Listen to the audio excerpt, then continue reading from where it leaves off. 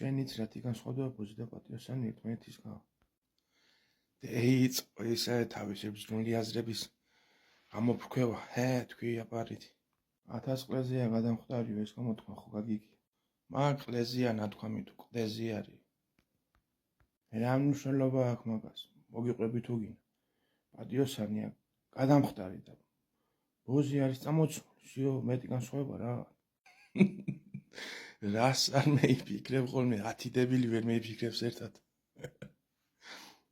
არ თქვა ახლა არაო, არ არის ასე.